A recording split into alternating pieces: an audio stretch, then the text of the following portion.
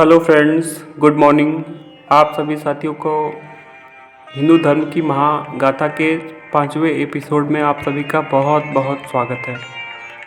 जब कभी भारतीय सिद्धांत, दर्शन शास्त्र और धार्मिक ग्रंथों को समझने की बात आती है तो पश्चिम से प्रभावित हमारी विचारधारा हमें बहुत सी चीज़ों को लेकर दुविधा में डाल देती है। हमारे ग्रंथों में दिए संदेश को समझने के लिए हमें सबसे पहले यह जानना होगा कि भारत के अन्य देशों की तरह चीज़ों को सरल करने या चीज़ों को सही गलत के मापदंडों पर दर्ज करने का सिद्धांत पर आधारित नहीं था।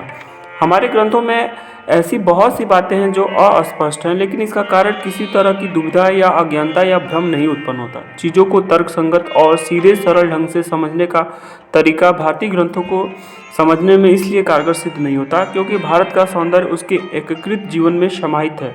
यदि आप उसे अलग ढंग से नहीं देखेंगे तो यह आपके अव्यवस्थित और जटिल नजर आएगा। आपको चीज़ें विरोधी और जटिल लगेंगी, लेकिन इनके पीछे शाश्वत विचारधारा है जो हिंदू धर्म के मूल सिद्धांत को दर्शाती है और उसका समर्थन करती है। भारत का मूल सिद्धांत कहता है कि सत्य एक सिरे पर नहीं होता। कोई चीज़ पूरी तरह अच्छी या बुरी नहीं होती। हमारे पुराण ऐसे कथाओं से भरे पड़े हैं जो यह बताते हैं कि देवताओं ने भी गलतियां की और कई बार असुर और राक्षस दयालु और अच्छी प्रवृत्ति के होते थे। रामायण का एक रूप ऐसा भी मिलता है जहाँ राम पर उनके किए कार्यों पर सवाल उठाए जाते हैं। रावण की अच्छे कर्मों के लिए प्रशंसा की जाती है।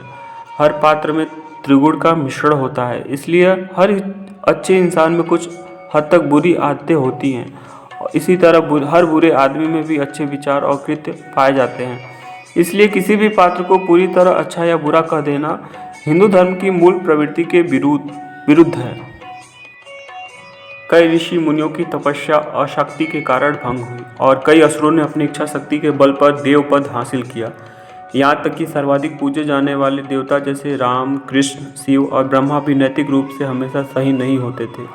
उनमें हमेशा सदाचार की उम्मीद नहीं की जाती थी। सनातन धर्म में देवताओं के लिए ऐसा कोई प्रतिमान स्थापित नहीं किया गया। वास्तव में परमात्मा के साथ उनके मिलन के कारण ही उन्हें देवपद प्राप्त हुआ।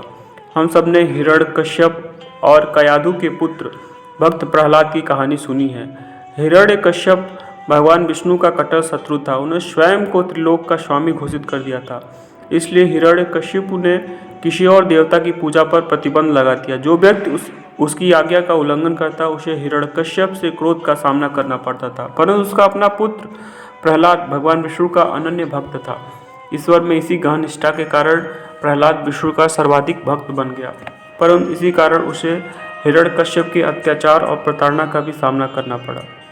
प्रहलाद अपनी निष्ठा से नहीं डिगा, इसलिए भक्त प्रहलाद का भागवत पुराण में बहुत महत्व है। वैष्णव धर्म के अनुयायी प्रहलाद के महत्व को गीता में इस श्लोक से समझा जा सकता है, जिसमें श्री कृष्ण कहते हैं, मैं दैत्यों में भक्त प्रहलाद हूँ और दमनकारियों में समय हूँ, पशुओं में सिंह हूँ और पक्षियों में गरुड़ हूँ। विष्णु को प्रहलाद की उसके पिता हिरण्यकश्यप से रक्षा करने के लिए नरसिंह अवतार लेना पड़ा। हिरण्यकश्यप ने भगवान ब्रह्मा की तपस्या करके चालाकी से लगभग अमर होने का वरदान प्राप्त कर लिया था। उसने यह ब्रह्मा से मांगा कि उसकी मृत्यु न धरती पर हो, न आकाश में, न अग्नि से, न जल में, न दिन में, न रात में, न घर से बाहर, न घर के अंदर, न किसी मनुष्य से और न ही किसी पशु या देवता से। उसे मारने वाला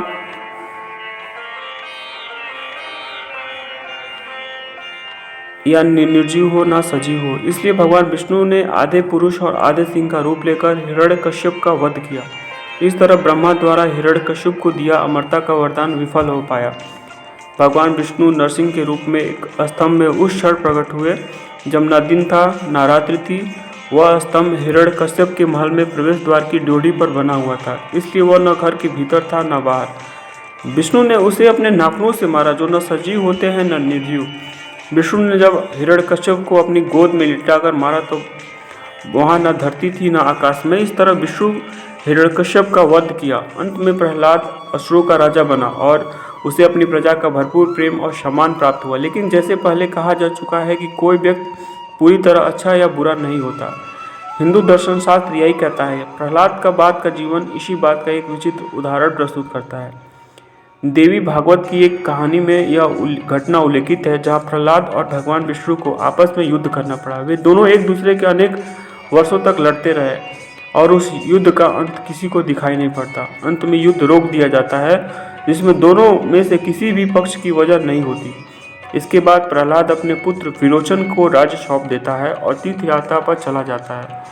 यह घटना प्रहलाद की मूल प्रवृत्ति की विजय को दर्शाती है।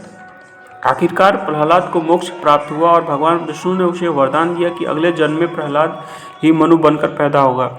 इसलिए धर्म की विचारधारा अंदरूनी तौर पर अंधविश्वास को बढ़ावा नहीं देती, बल्कि ज्ञान को अधिक लचीले ढंग से प्रसारित और प्रचारित करने के प्रेरित करती है। यह उन परंपराओं और धर्मों की तरह नहीं है जो भारत से बाहर विकसित हुए और जिन्हें विरासत में प्राप्त किया गया। व्यक्ति जन्म से लेकर मृत्यु तक उन धर्म, दर्शन, सिद्धांतों, परंपराओं, अनुष्ठान आदि का पालन करता है। उस पर सवाल उठने का मतलब ही नहीं। परंतु सनातन परंपरा में हम अपने गुरु से प्रश्न करते हैं, फिर उसे सुनते हैं, उस पर विचार करते हैं, फिर अमल करते हैं। उसके बाद ही हम किसी बात पर विश्वास करते हैं। इसका सबसे श्रेष्ठ उदाहरण भागवत गीता है, जिसमें हिंदुओं का सबसे पवित्र धर्म ग्रंथ माना जाता है। इसमें अर्जुन नर का अवतार है और वह नारायण के अवतार भगवान श्री कृष्ण से प्रश्न करते हैं। अर्जुन इस अध्याय में केवल प्रश्न ही नहीं करते, बल्कि ईश्वर के साथ वार्ता और तर्क वितर्क भी करते हैं। अर्जुन ऐसे प्रश्न केवल कृष्ण की दिव्यता से अनजान होने के ही अवस्था में ही नहीं, बल्कि उनकी विश्व रूप देखने के बाद भी करते हैं। अर्जुन कृष्ण से घबराता नहीं है। 11वें अध्याय में विराट स्वरूप देखने के बाद भी वह अगले 7 अध्याय तक लगातार कृष्ण से प्रश्न करते हैं। यह इस बात को दर्शाता है कि सनातन धर्म आपको पूरी स्वतंत्रता प्रदान करता है। यही कारण है कि गीता को भगवान का गीत कहा गया है। इसमें धर्म सिद्धांत नहीं बताए गए। गीता में भगवान दिव्य शक्ति का प्रतिनिधित्व करते हैं और अर्जुन मानव मस्तिष्क की वास्तविक अवस्था को दर्शाता है, जो चीज़ों को मूल्यांकन करने, उनकी तुलना करने, फिर उन्हें समझने के लिए विकसित हुआ है। फ्रेंड्स, इस तरह हिंदू धर्म की महागाथा का 5वां एपिसोड समाप्त हुआ।